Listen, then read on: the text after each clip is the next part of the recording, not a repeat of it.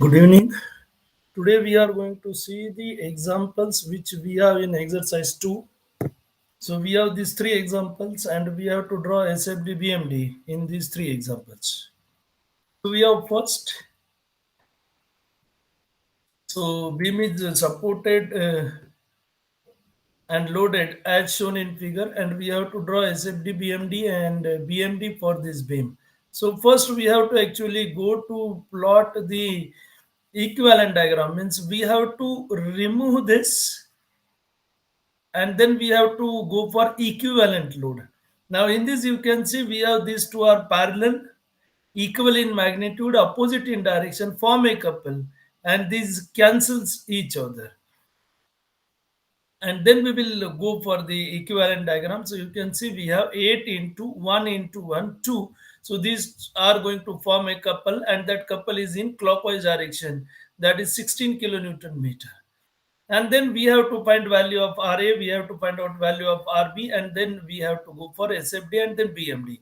So taking moment about A, we have 4 into 2, so this will act at center, and that is 4 into 2, and we have distance that is 1 meter from here. Then we have plus 16, that will be as it is moment, so need not require to multiply by distance. And then we have this also, if we will see it, so we have 4 into 2, and then we have plus 4 into 2 into 7, and then equal to sorry, minus Rb into 8, and that is equal to 0, gives us value of Rb as 10 kilonewton. So we have Rb 10 kilonewton, then we will apply Fy 0, and from Fy 0 we are going to get value of Ra, that is equal to 6 kilonewton. So we have to keep in mind while considering summation Fy, moment is not considered. So moment is not considered because unit of moment we have kilonewton meter and unit of force we have kilonewton, and therefore both are not in the same equation. And Fy means we have force in y direction, so couple should not be considered in that case, and therefore we are going to get this value that is equal to 6 kilonewton. Then once we know this value, then we are going to plot shear force diagram. Then we have shear force diagram that is equal to shear force left of A. We know for concentrated load we have left and right. For concentrated load, left and right.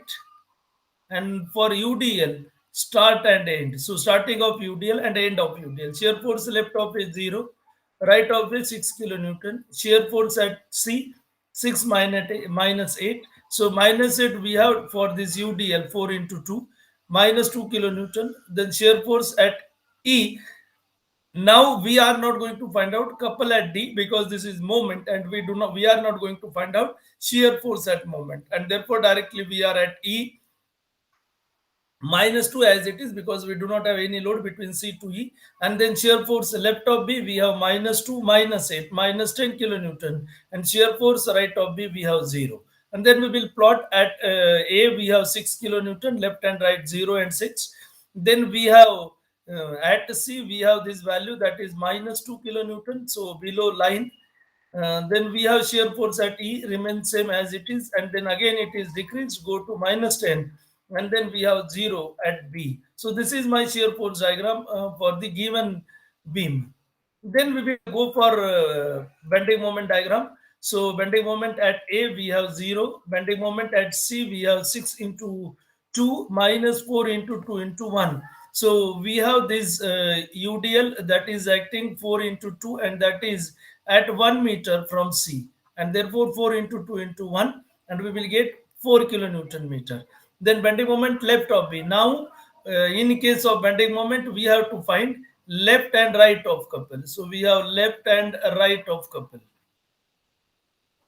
right of couple. And then we have this will be left of D, 6 into 4 minus 4 into 2 into 3, and that is equal to 0 because we have 4 into 2 and we have to take moment at this point, and then we are going to be 3 meter, and then we have 4 into 2 into 3 and 6 into 4. So it comes 0. Bending moment left of right of D we have 0 plus 16 kilonewton meter. Bending moment at E, 6 into 6 minus 4 into 2 into 5 plus 16, and that comes 12 kilonewton meter. and bending moment at B we have 0. Now we have to keep in mind we have in A to C. So A to C we have x to the power 1. So here bending moment we will get x to the power 2. Uh, and then we have, so this is at C till C we have this value minus 2 kilonewton meter. Then C to D we have x to the power 0. So here we will get x to the power 1. And here we have x to the power 1, again x to the power 2 in this case.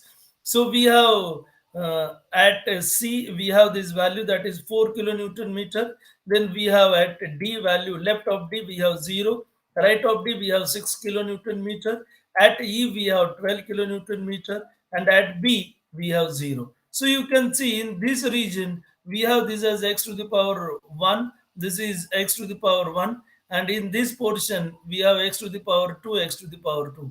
Now we know maximum bending moment we will get, that is at shear force 0, and then we have to find shear force 0, which will be 6 divided by 4, 1.5 meter, and we will calculate value, we will get it as 4.5 kilonewton meter, and we have that value 4.5 kilonewton meter.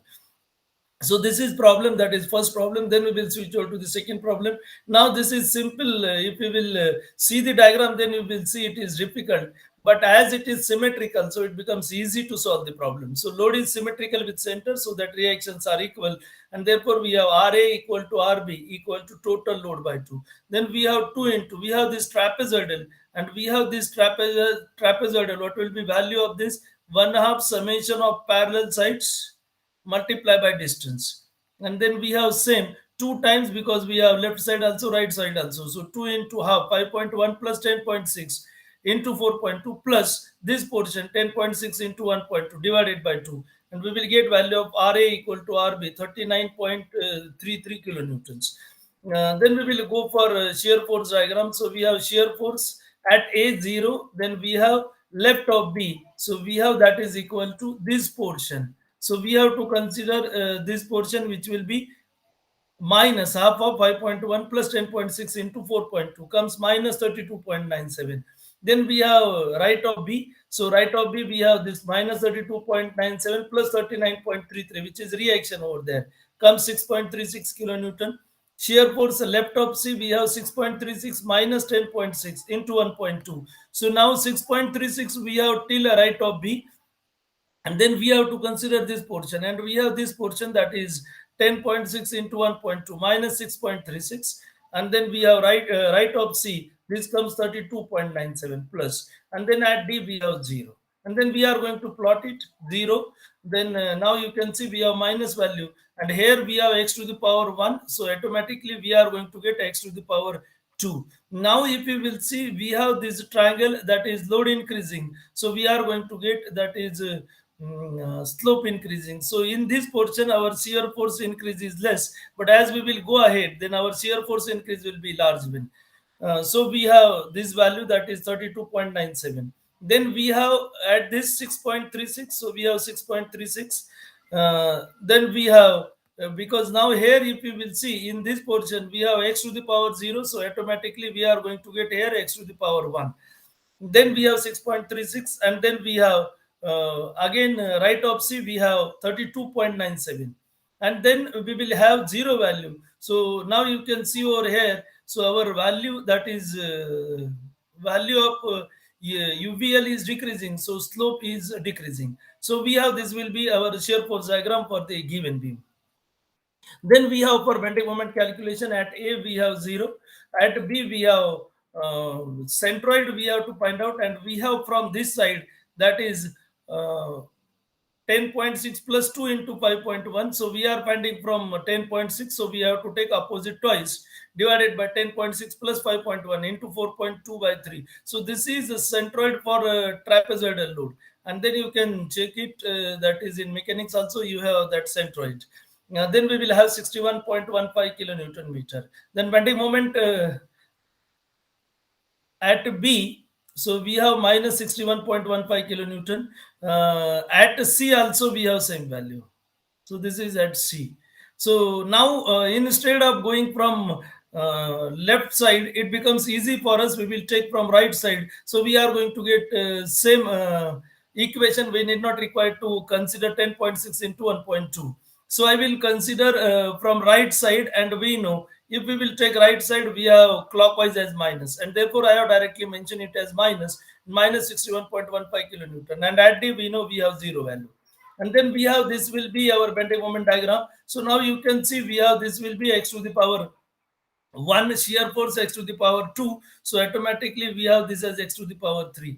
Now in this region we have x to the power 0, 6 shear force x to the power 1, so we are going to get this value x to the power 2, and here again we have x to the power 3.